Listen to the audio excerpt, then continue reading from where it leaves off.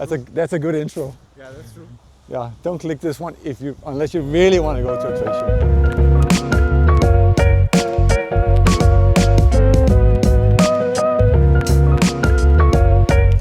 show. All right, let's go.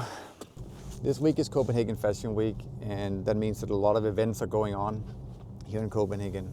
One of them is a trade show called CIFF, which is where we're going right now. It's right in here, actually. And we're bringing you along for you to see a bit about, or the behind the scenes of what is it to go to a trade show. I'll see if I can get this parking spot here. But this is going to be funny because you will now see a lot of people not at all dressed for the weather, because it's been snowing all night here in Copenhagen. And there's snow and water all over the place. But you'll see people, they're completely different than what they should, because it's Fashion Week. So in this very sexy location is where the trade show is. So it's over there in this building in the middle of this construction site. But yeah, it's the other side of the fashion industry, which is the pure business side. It's not like you're in France, you know, having small showrooms in the Paris Fashion Week, because the Paris Fashion Week is different. It could be, it's in the middle of the center, and you have all these small showrooms where people rent like a gallery and stuff, and then they exhibit there. This is way more of a huge hall, or several halls, where people exhibit. It's more of a real trade show. So it's not so charming. It's more like just business. So what they do is, well, we are right now in the trade show, but what they do is they always put something fancy in the beginning. Kind of like just set the tone of it being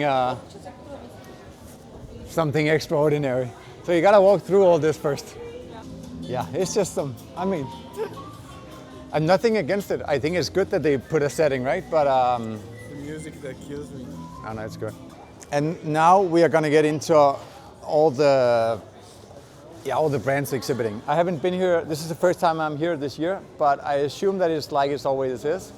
So you would start with like smaller brands, brands that they want to kind of like put some attention to, like smaller brands that need some help, but that has also done some like really cool things.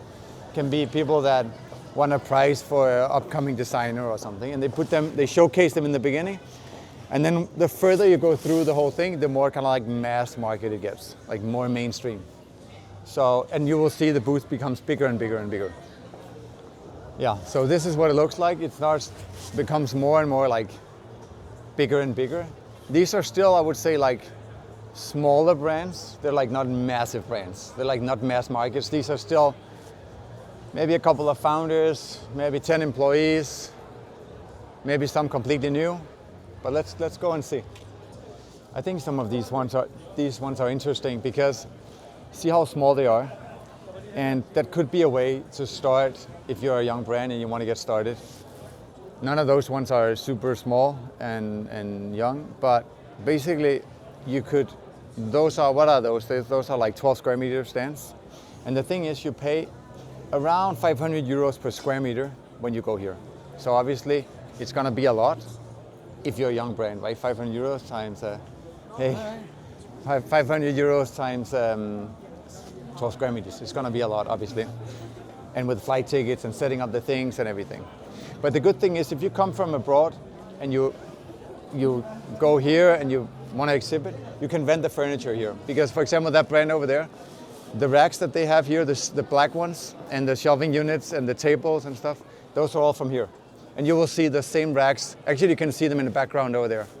So they just came here with a suitcase full of clothes or whatever, and you can rent the racks, you can get the tables and stuff, and you can easily set up. So that's kind of a simple thing. Where this one on this side, they came with all their own furniture, they built their own wall. So that's obviously a bigger thing. So this could be an example, right? This brand, Stutterheim, is pretty well known. So it's pretty large, but they have their own independent booth. So they showcase there, they might have their own sales team. But on this side, you can see the markings from the white in the floor. So this is kind of it's a huge booth. And in this booth, you have several brands. So this is basically like a sales agent that we talked about in one of the other videos. So this is a sales agent that represents a lot of different brands, and they decided to go here and make one big area and showcase all their brands. It's good for something, it's bad for something. You know, you cannot make your own identity. You cannot like really showcase how your brand should look. On the other hand, you're next to a lot of other brands, and the buyers that come to look at this brand might also look at your brand, right? So if you're starting out, it can be a good idea, but of course you have to convince a sales agent first to actually take you on board and invest in you and bring you on a trade show and stuff like that. So that's actually where our stand is. Our booth is right over there, but I think we'll come back to ours. So I'm not gonna show it. No, let's wait.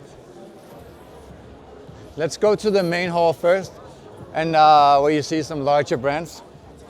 It's it's Tuesday, a little after lunch, and people are sitting here just having a beer. You can come here and see. It's like,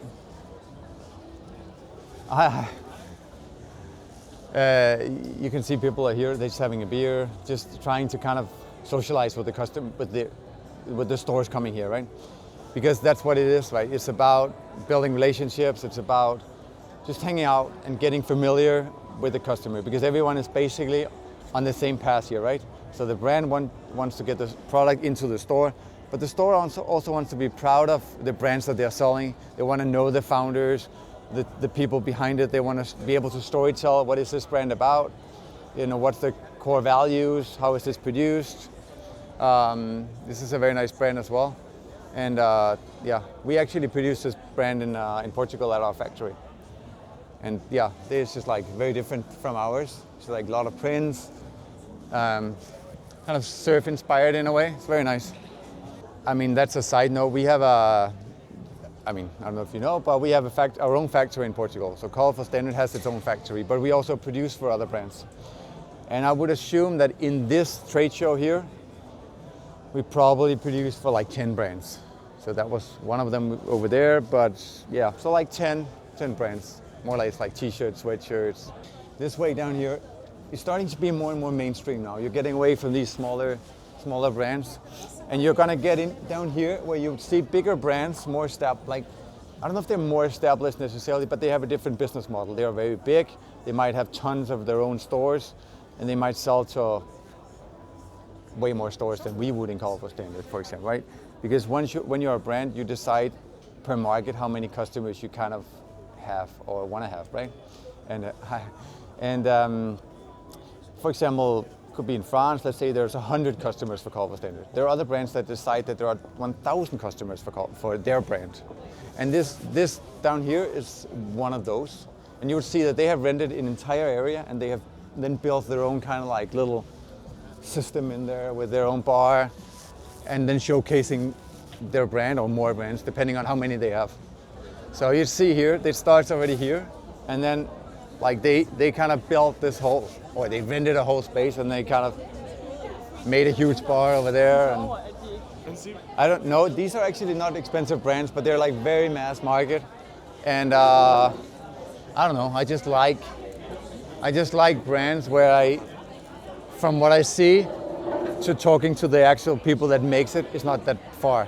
If I go to one of the brands over there, either the founder is there or the designer is there or someone is there. In here, like, these are machines. You don't know. Nobody there knows who's doing what, I think. Don't get me wrong. I'm not hating on those brands. It's a different business model. I just really like founder, not founder, but like, because there's a lot of more important people than just the founder, but just like brands where I can see, you can feel who's actually behind the brand. I just like that more. But you can see here, the people are now taking more time or more space for their brands, right? All there is like huge, like a wall with big names on it. You have this one here behind me, here. They have their own bar, and then they have the whole brand over there on the wall. So like, it's just different approaches.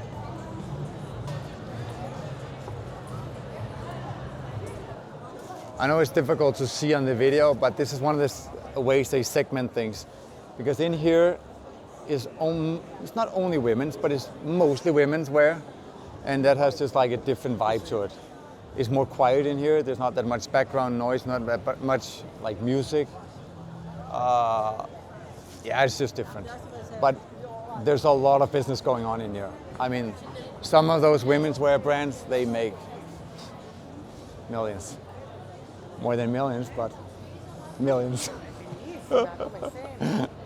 So here they eat sushi. In the other area with the smaller surf-inspired brands, you eat burgers, right? So it's like, so this one we're going to here as well is one of those where it's like an agency that has more brands, and they present all those brands in the same area because it's easier for them to talk to the customers, and they show them one brand and then present another brand. This one is owned by one of my friends, so let's just go and say hi to him. He's a legend in this business. He always finds a way to pick up the best brands, showcase them, and just make them explode. He's a good guy. So the way that they do it here is that they have different brands, and they showcase, or they make like a background with each of the brands, so you from afar can see what brands they have, and then you come here, and then obviously those tables there are made for business, right? They're made for drinking wine and placing orders. That's how business is here. Did they take the wine expense of the margin we calculated before? I think so. Someone ends up paying no matter what. So That's why yeah. everyone needs to make 50%. Yeah. That's why we don't drink in Colorful Standard. That's why we can lower the margin, because we don't drink alcohol. We work out, but we don't drink. I think it's this way. I kind of lost track of where our own booth is, but I am pretty sure it's this way. To stand out, if you were to make a booth. Because all these brands, they'll look the same to me. Yeah, The way they that is the main thing, and I think what makes it's difficult if you are here as a new brand, because you're absolutely right. How do you make something that makes you stand out? Because the deal here is that if you go here, you pay all the money to go. If nobody comes and places any orders, or nobody recognizes you at all, it's a waste of time and money, right? You got to spend those money elsewhere. So I think it's a really good discussion. Do you go here as to a trade show when you launch a brand, or do you go when you are established and have some clients already? And I used to always say that you have to go here first, but if you don't know anybody here, if you don't have anything that really stands out, if you just like the next flannel shirt with checks or whatever, nobody might see you, and then it's a waste of time, right? So you gotta have something really different. I think when we started with Colorful Standard, our booth was so simple. We put nothing there. There was just a white wall, a logo, a white little table, some flowers, and then these 5 styles in 15 colors. That was all. It just looked like a rainbow. It was very different. Also, when we started 6 years ago, there was a little less color in the other brands. So we kind of stood out a lot. I think we should try and find one of those old images and put in the video, just to show what the booth looked like. And then I basically just walked around trying to spot stores. And that's kind of a little difficult if you don't know the stores. Because who the hell is a buyer here, right? Because I'm telling you, there's more staff here than there are buyers. But you don't know. You don't know because you don't know who's who. So here we are. This is the Colorful Standard booth. It's not big. It's just like a mid-size, because we don't want that big of a booth. We're doing it a little bit different, I think, than many of the other brands here. We don't show the full range.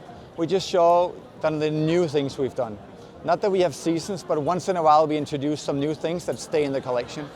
And that's what we have here. So yeah, you can come along and we will see. But this is basically just, if you keep this relative to the first picture of how the first trade show looked, we had the whole rainbow of what we were doing. Now we just focus on a couple of things, like could be this one, a recycled merino quarter zip. Actually this rack here is the new rack. The one we were talking about in the Brussels store that we wanted to switch, so all of the interior design is silver. So this is a new one, really nice. And actually I have not seen this one before. Yeah, because this is the sales rack. And yeah, I haven't seen this. It's really nice. So it's not as high up here. The logo is a little smaller, and it's all silver matching this. This is really cool. Yeah, this is also really nice.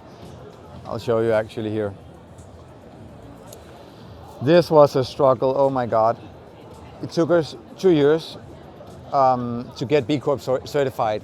Obviously it's a huge thing for many companies, and I'm super, super proud that we're finally B Corp. But the reason why it took us so long compared to maybe other companies is because we own our own factory in Portugal. And when we were certifying Call for Standard and getting it B Corp certified, we also had to look at the whole factory in Portugal and getting that one certified as well. So obviously that was just a completely different thing, both a brand and a manufacturing side. So, but that's like, yeah, I'm really, really proud of that, because then it's just organic cotton, recycled merino wools, and then produced in a good factory, B Corp certified, right? So yeah, proud of that. That's really nice. I think this is also really worth noting, because we would never normally hang the product like this. When we started, it was like a rainbow, like all the blues, all the greens, and so on. But here we're showcasing it different, because these are all new additions to our faded collection. We had like an extreme success with these washed down products to make them like, they basically just look more vintage. And whether it's like your favorite garment that you had for years, or it's one you've been wearing in California and the sun has been sun-dyed it or whatever, right? Or salt water, it just becomes that favorite piece. So this is kind of like you're buying a new product, but you're getting your favorite worn-in product right away from day one. So this is new addition. These are new additions to the collection. Really nice. Yeah, and so is this. These are new things as well. These are things that we haven't done before. Yeah. I mean, I know a lot of brands, they don't want you to show what's new, right? But yeah, because they're having a drop. But honestly, I mean, we make products for the end consumer, and I assume the end consumer or someone interested in Call for Standard is watching this. They should know, right? I mean, it doesn't really matter. We're not trying to be a hype brand that only releases something in a drop and get it now, and you know, we are going to make all year round the best possible staples that you can come back to all the time. And yeah, this is a new edition. It's a really nice jacket, kind of like a workwear inspired jacket with some corduroy here. Just really nice, like obviously not a winter jacket, but more or less like an all year round jacket. Like